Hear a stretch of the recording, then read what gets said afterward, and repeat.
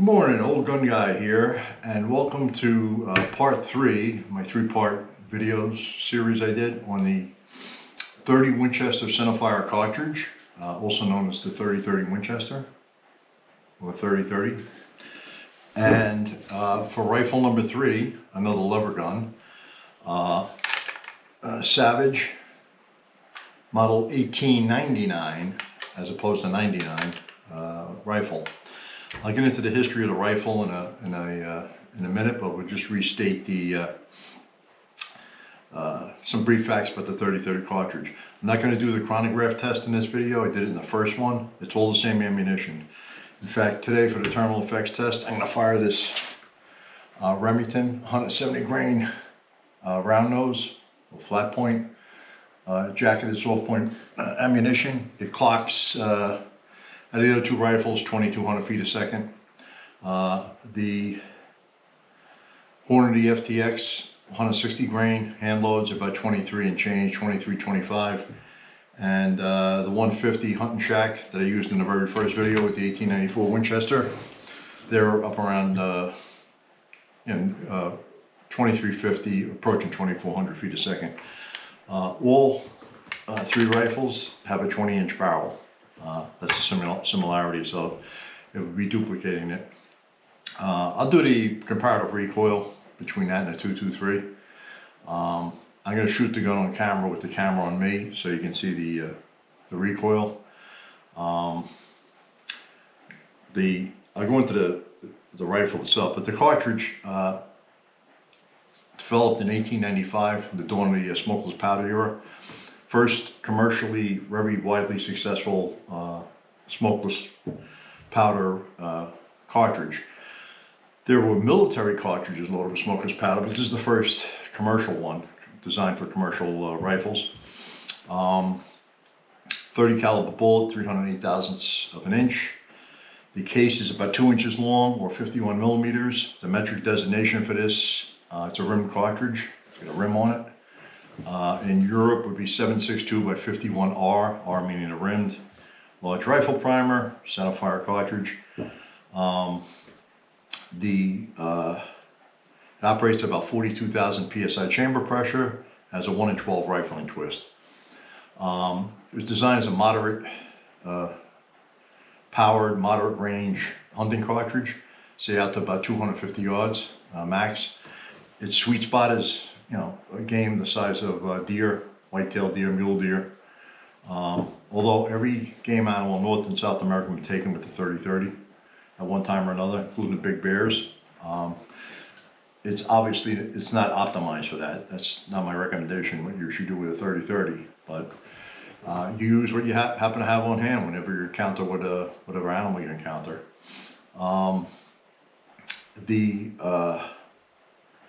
The cartridge became wildly successful, and the original name is 30 caliber Winchester centerfire. The 30-30 came from the competitors not wanting to put their name, Winchester's name, on their products, their rifle. Savage being another one. This barrel is stamped 30-30, as is my Marlin 336 that was in the second video, stamped 30-30. The 1894 Winchester I have is stamped 30 WCF on the barrel, but that was made in 1942.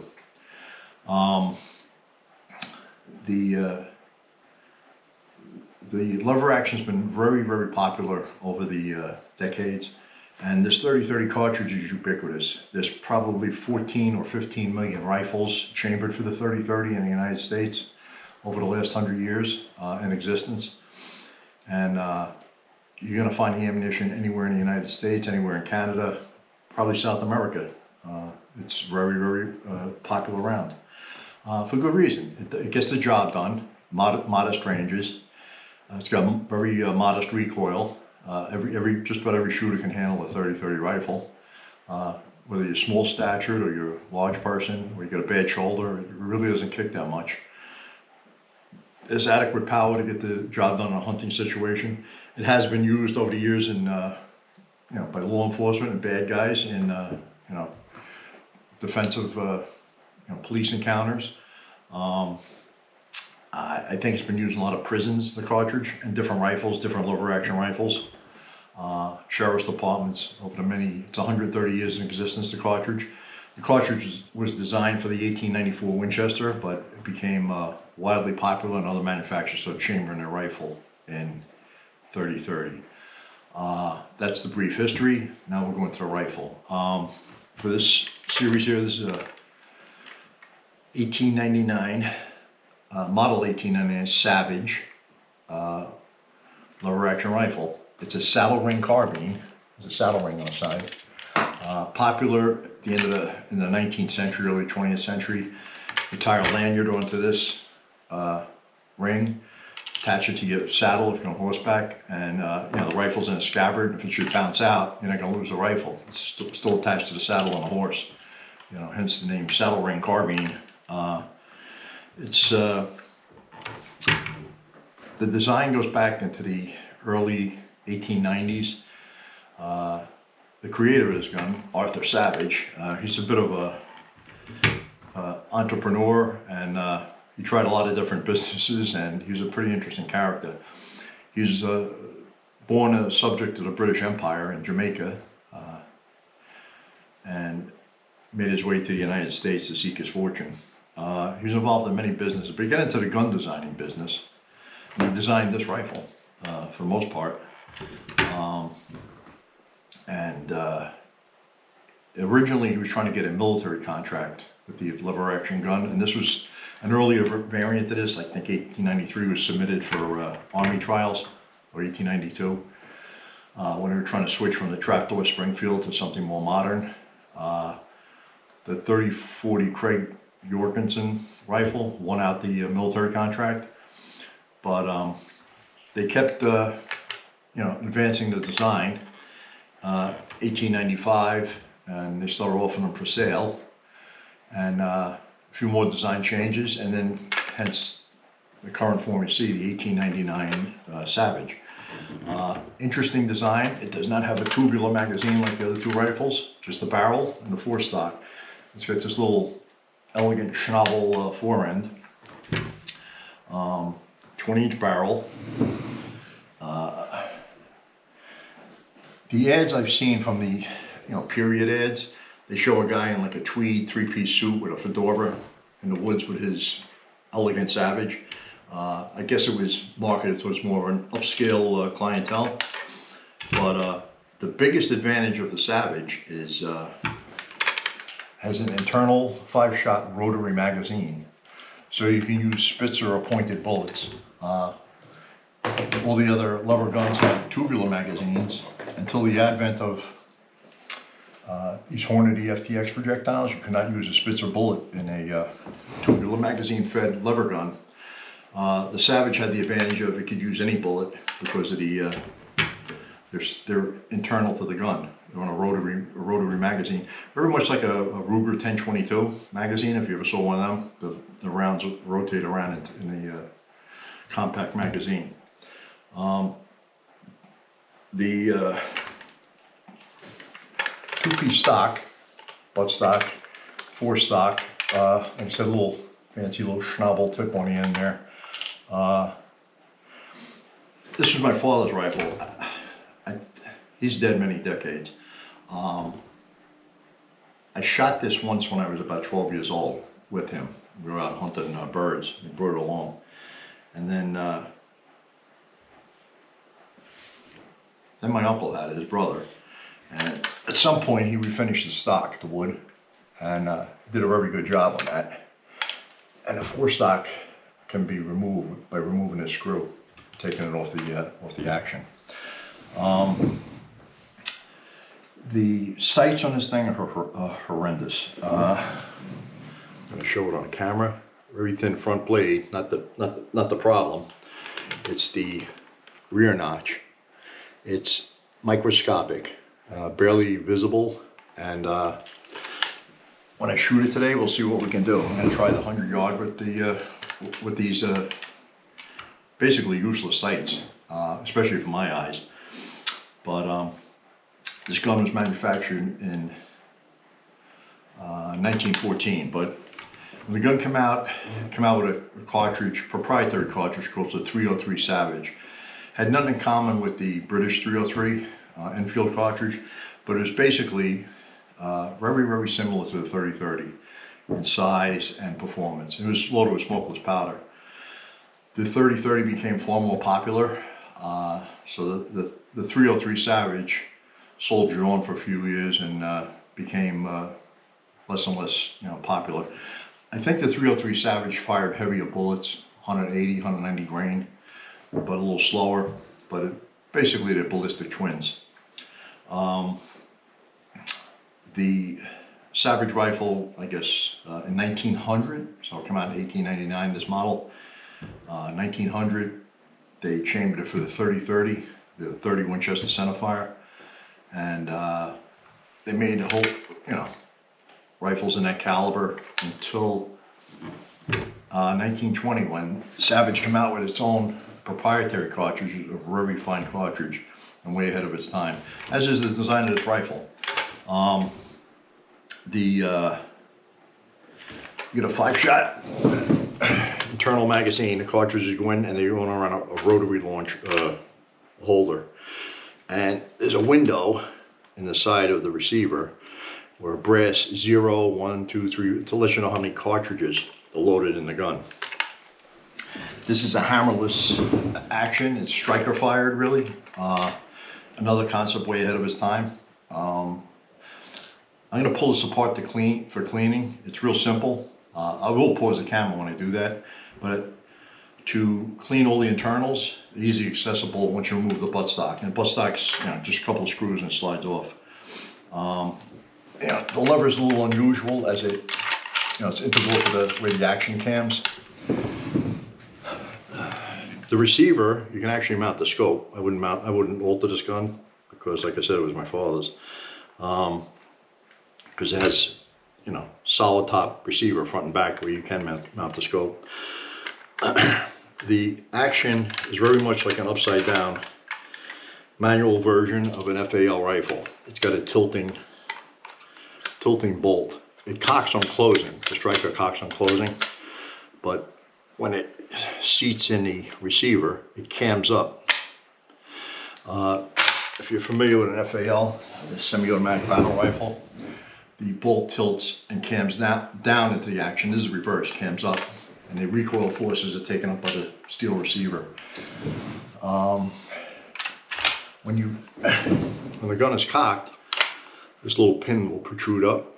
You get a tactile indicator that the gun's cocked. Whether it's around in chamber, it doesn't tell you that, but it's cocked. When you fire it, the pin goes down. I hate dry firing old guns, but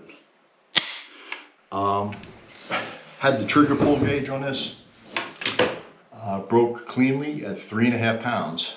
The 1894 I demonstrated was 6.25 pounds. The Marlin 336 was 5.5 pounds. So it's even a lighter trigger. Nice trigger on it. The bolt is very smooth. Cycles, like I said, the only resistance you meet is when you're closing the bolt and it's cocking the striker. Forged steel receiver, very well built. These guns were made almost 100 years. I've seen it where they stopped in 1998, and I've seen possibly the last models were slightly after 2000. But it had a good run. Over 1 million of these were built. You don't see them every day. They're not popular. Due to not having a tubular magazine attached to the barrel, they do have potential for a little bit better accuracy than the average lever gun. Like I said, this was made in 1914, so it was in 30-30 Winchester. 1920-21, well actually 1915, they came out with a cartridge. They took a 30-06 case and cut it down and necked it down to 25 caliber. It became the 250 Savage, and at the time it was called the 250 3000 Savage, because it was the first commercial cartridge that could do 3,000 feet a second with I think it was an 85 or 87 grain bullet. Quarter bore, 25 caliber. That's a popular caliber over the 20th century. Probably less so today. There's not as many 25 calibers floating around, but very popular for deer-sized game. But that was a thoroughly modern cartridge, 1920 Savage come out with the 300 Savage proprietary, and basically it's the ballistic twin of the 308 Winchester, which came 30 plus years later. But once they developed that cartridge, I have one right here. This is a 300 Savage compared to the 30-30 Winchester. You can see much bigger powder casing. You know, both 30 caliber bullets. This has a 150 grain Spitzer bullet on it, soft point. Much more capable cartridge. They stopped, I believe, chambering the 30-30 and chambered the subsequent guns, you know, the 300 Savage. I have an old box of Winchester 300 Savage, 150 grain power point. But the gun was strong enough to handle the higher pressures.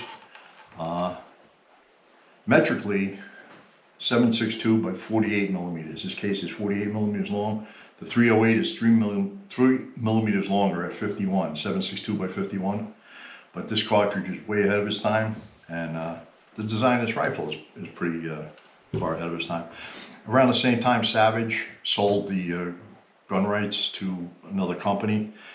Savage has, you know, survived through to this day. I believe it's a publicly traded company, but it's not, has nothing to do with Arthur Savage or the Savage family. He was a bit of an eccentric, from my understanding, anything I read about it. He was in the oil business. He was trying to grow oranges. He many enterprises. He invented radial car tires back in the 20s, and that's and he formed the Savage Tire Company. And I think even after he sold it, he retained. He was like the CEO, and you know, led it most of his adult life towards the end of his life. But interesting character.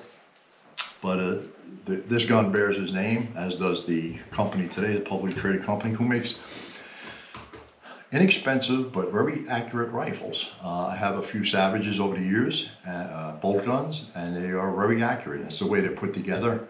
The barrel nut, it lets them rapidly headspace the barrel and set the gun up in a factory in a short order, as opposed to a Mauser or Remington 700 type action, or Winchester's threaded into the receiver, and it takes a lot of fitting and measurements.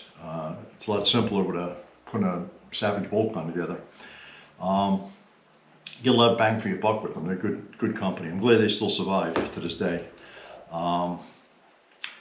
When this came out in 1920 with the 300 Savage, they did away with the 4-digit designation, became the Savage Model 99, and it was chambered in many high-pressure cartridges, not only the 300 Savage, later on the 308 Winchester, I think 243 Winchester, all the variants. It's kind of a short-action rifle, lever gun.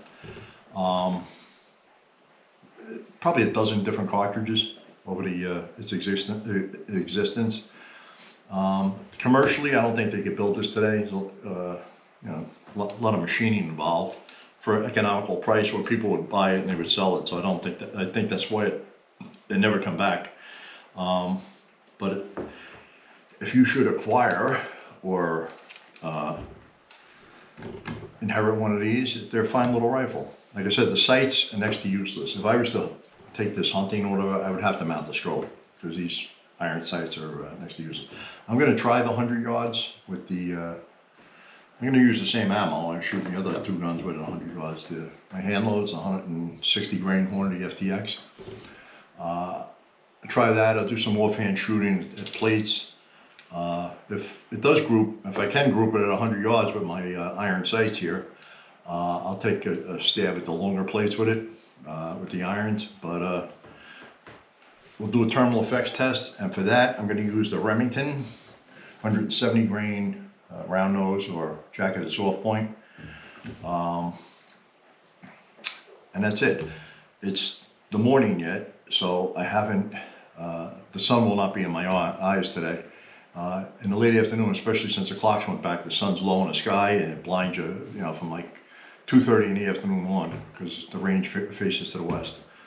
But we're going to get to the shooting portions, and then I'll come back for the summary or any thoughts I have on this fine old iconic American rifle. It is an American rifle, made by a Brit, designed by a Brit, but it's served well through the 20th century. A million copies of them floating around. Oh, I forgot. I'm going to show you how this thing comes apart for cleaning. Let me pull. Okay, I'm back. Yammering on, I forgot what I intended to do. To take this apart, I just crack the action open. There's two screws, one on top and one on the bottom of the butt plate. Butt plate comes off. All right. Interestingly enough, the serial numbers stamped into the buttstock, and it matches the gun.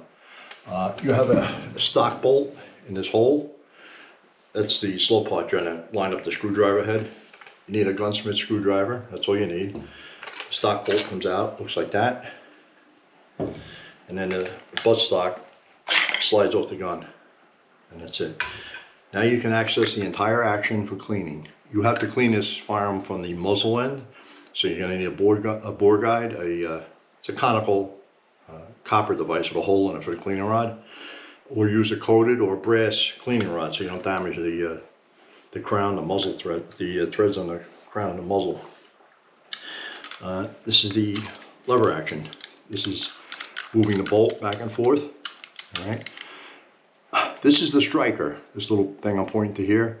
This is the sear that catches it. You'll see it right there. When you're closing the action, the bolt's going forward, the striker is being held, the bolt cams up into the receiver. So now when you pull the trigger, boom. When you crack the gun open, there's no resistance because it cocks on closing. Again, slow motion, bolt goes forward, it's tilting, catches the striker right there, big wide sear engagement, and then forward, cocks the striker, and the bolt is locked, and you see this protrusion come up, telling you it's cocked. When you pull the trigger, boom, it goes down. But you can access everything to clean this gun. You don't have to take it apart any further, and that's it.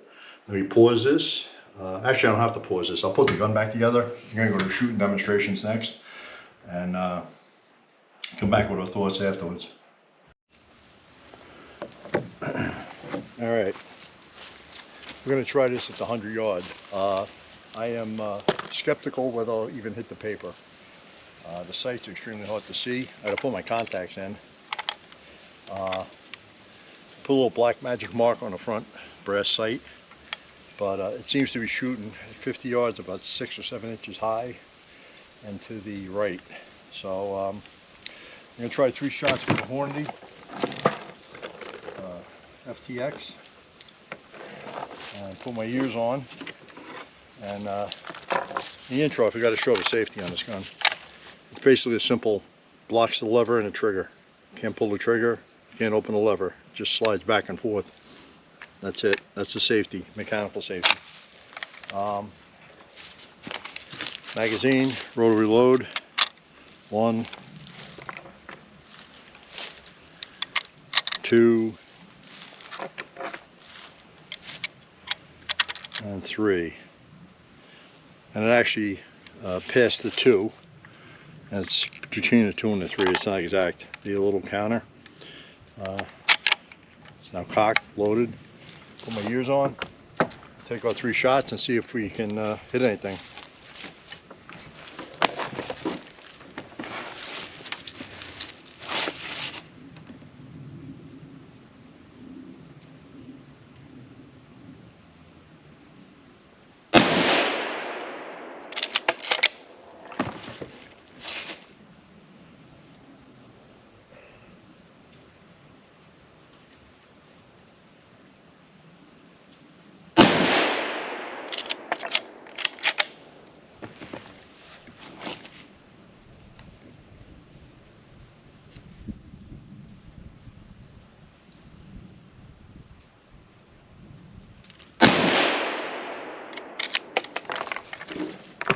Okay, that's our 3 shots. I'll pause this camera.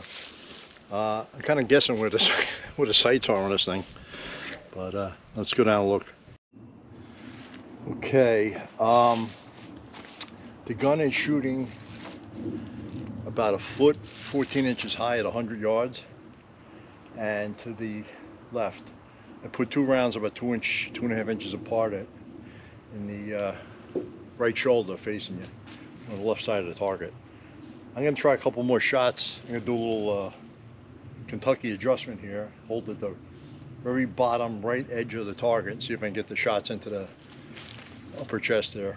So try a couple more shots, but that'll be it for a 100-yard test, because these sights are basically useless, for me anyway.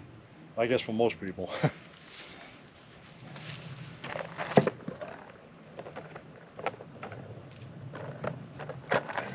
I'll do 3 again.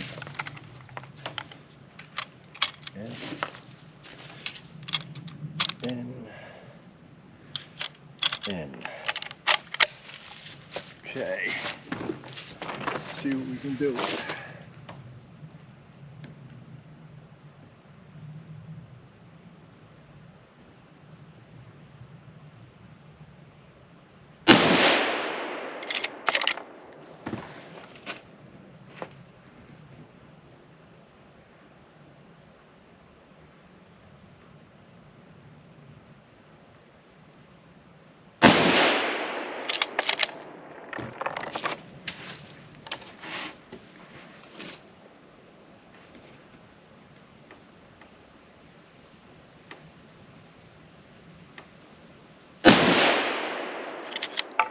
Right.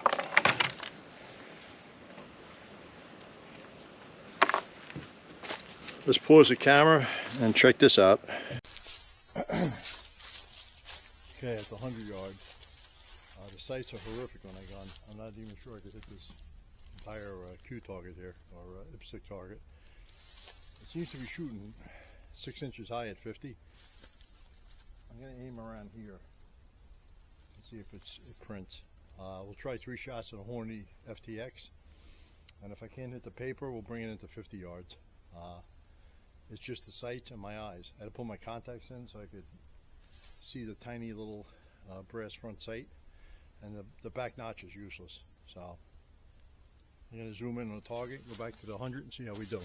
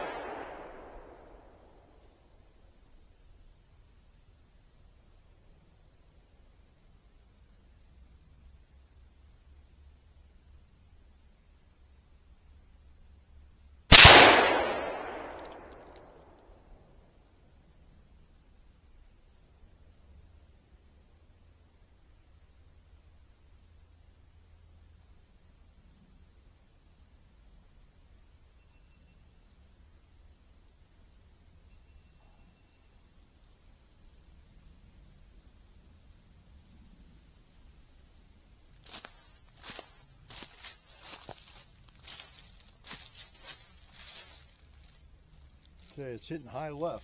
It's aiming here, at least a foot high. I guess the other one off to the side here.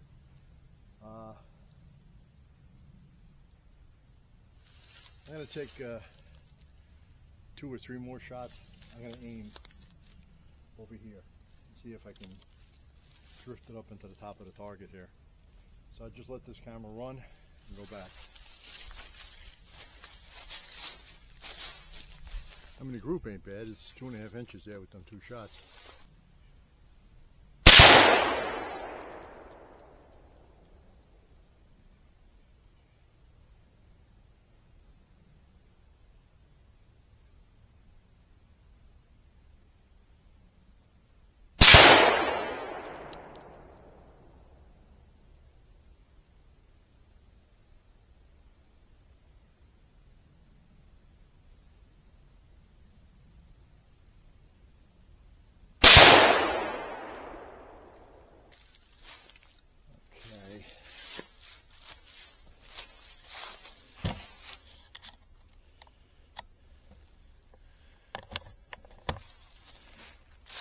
sights are horrendous on that gun.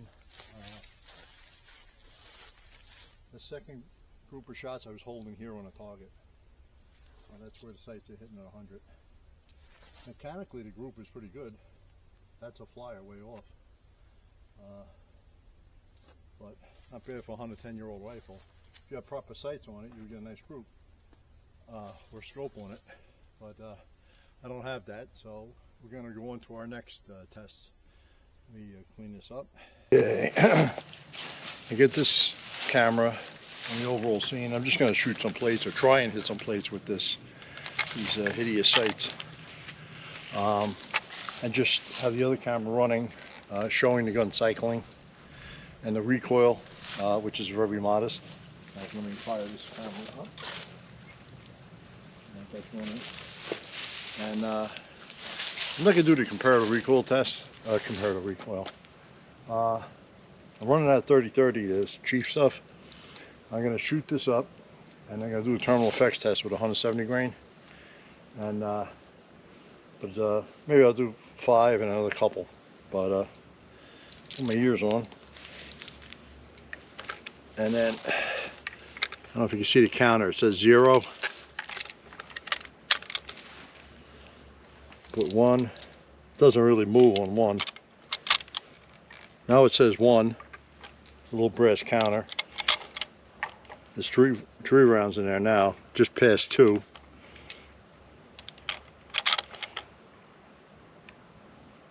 I don't know what that says. I can't read it. But I got 5 rounds. That's what the magazine holds. I'm gonna shoot the gun. Get the camera on this one. All right.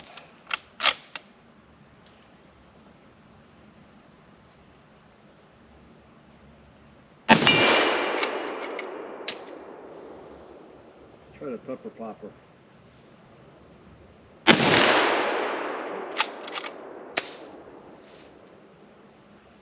Try the 100-yard. I'll aim about a 1.5 feet under.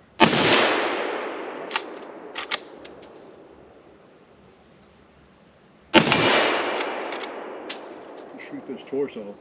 That's about all I can see.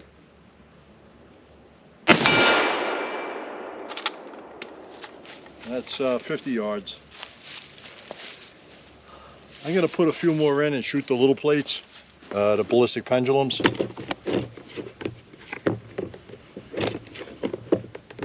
They're only about 20 yards from me here.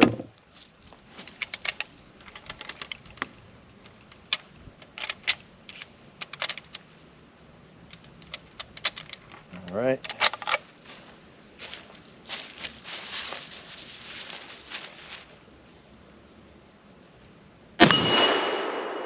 You see the 30-30 has enough punch.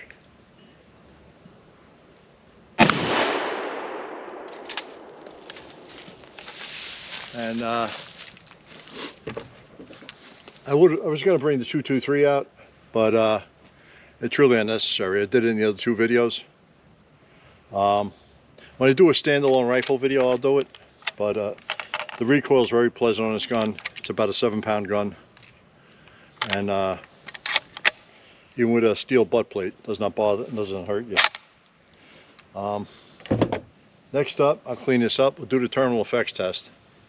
170 grain Remington soft point. On this one. All right.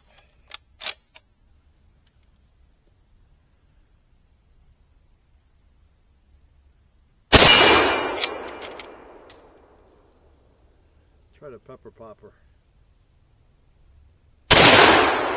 Nope. Try the 100-yard. I'll aim about a 1.5 feet under. Oh.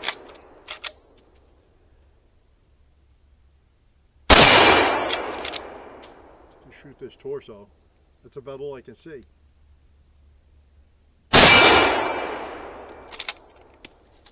And that's 50 yards. I'm going to put a few.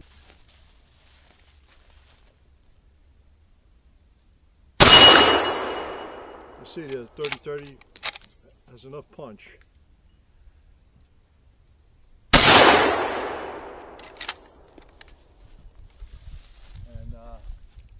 Okay, at the terminal effects test here, I did it twice with the other 2 rounds. 150 grain hunting track, conventional flat nose projectile. The 160 FTX was the Marlin 336. I captured both projectiles. Hopefully I get the trifecta and capture this one today. 6 inches of water, 3/4 inch piece of plywood. It's been shot before, but I got it lined up on a clean part of the plywood. 2 more jugs of water. The back piece of plywood is just in case the projectile bounces out of the jug and hopefully captures it on the table. Another 2 3/4 inch pieces of plywood. Basically 18 inches of water. The plywood simulates a heavy bone. And a witness board just to see if the projectile expands or flips. And I'm going to move this camera way back because yesterday, even though it's back 30 feet, it got dosed. So I'll put this way back.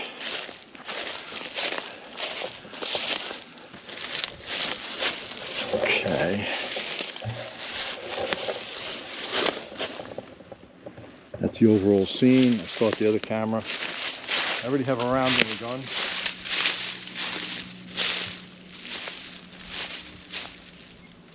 And the secondary camera zoomed in on the target.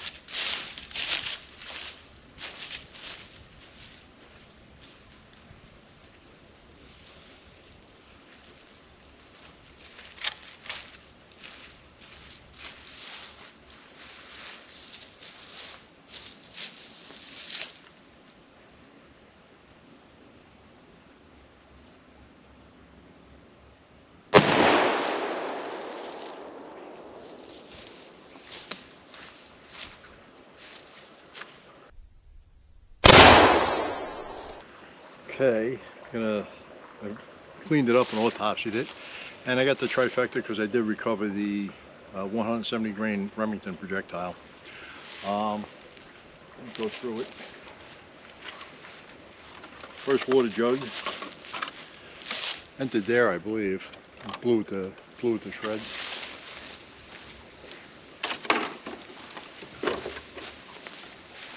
This is the new hole in the plywood. This is from yesterday. That's a new one. Blew a big chunk of the plywood out. Expanded pretty good. Second water jug entrance. Ripped out the back. Sent the water all over the place.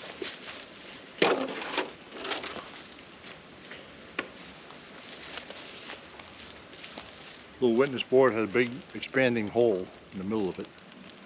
And this one's about shot now. I don't think they can shoot it anymore. Entered here. Moved the plywood, didn't put a divot in it, but entered here and the projectile was in this third jug.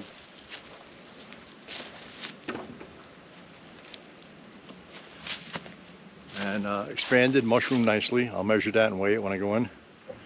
I am, for the 30-30, I don't think you can do any wrong with a 170 grain projectile. That's a sweet spot for this cartridge.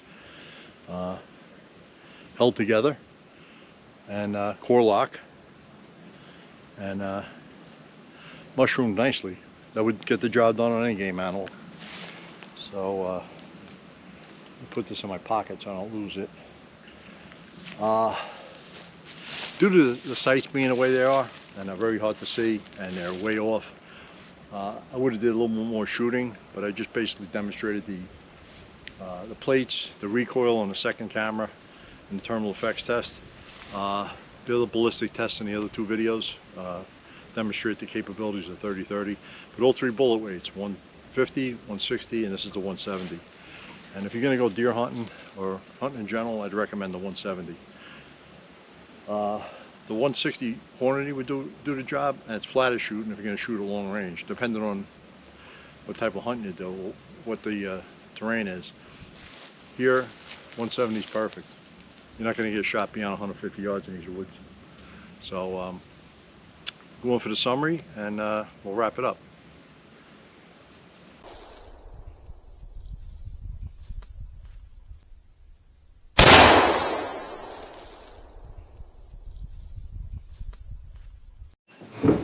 Okay, I'm back for the summary.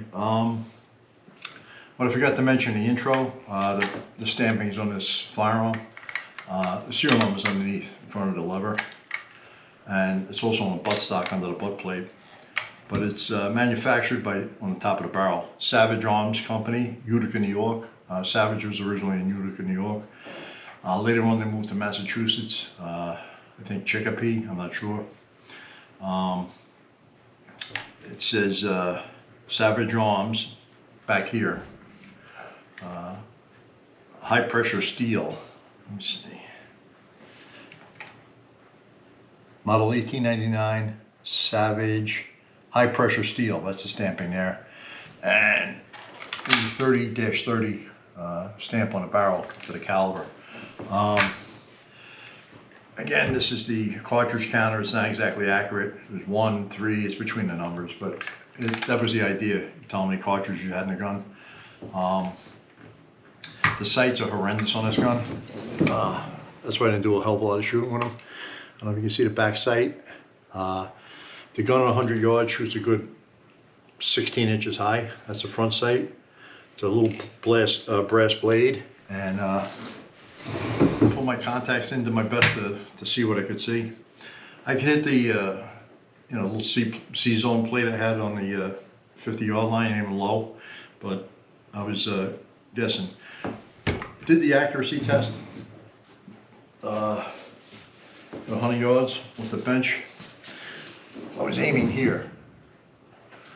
This is where the first 2 shots hit, and I assume the third one went off into space there, into the tree. Okay. That was strange. The camera shut off. I'll have to edit that. This is the target. I was aiming here to hit here.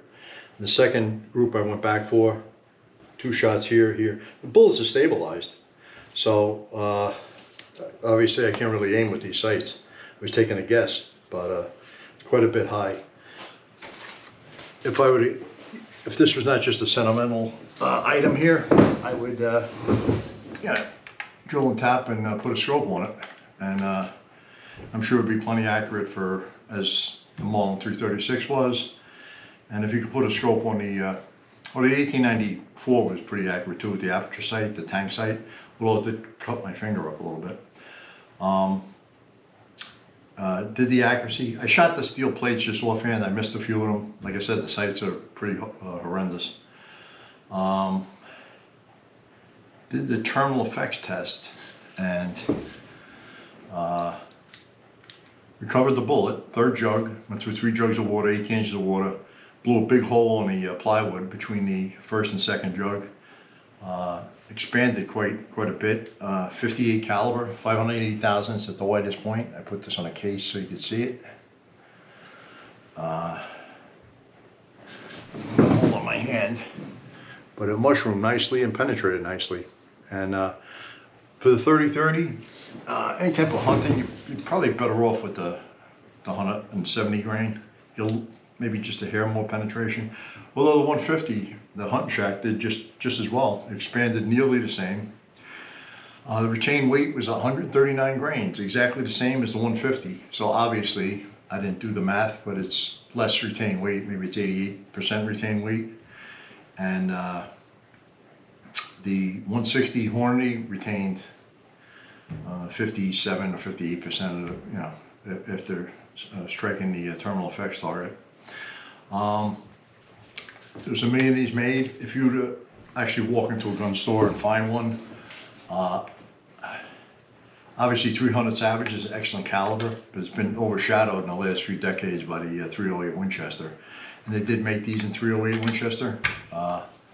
If you could find it in that caliber, and you want to shoot a Savage 99. Later models had a detachable magazine. This one doesn't. It's internal, fixed rotary magazine, very much like the Ruger 1022. Ruger had a 44 Magnum rifle that held 4 rounds in a rotary magazine years and years ago. Strong action. Can shoot modern bullets. It points nice, light, and handy. Handy carbine. Actually, if I could put an aperture sight on this, I could probably on the back. I could probably use the irons on this, but I'd have to do something with the front sight plate. It's way too thin for my old eyes to see. Um, but that'll be it for my ode to the 3030, or 30 Winchester centerfire. I just happen to have 3 different rifles that are chambered in that caliber, and they're all excellent rifles. The Winchester 1894, the Marlin. Obviously, the best hunting tool I would say is the Marlin, because you can mount the scope easily on the gun. A good truck gun would be a Winchester 1894, or this thing with proper sights.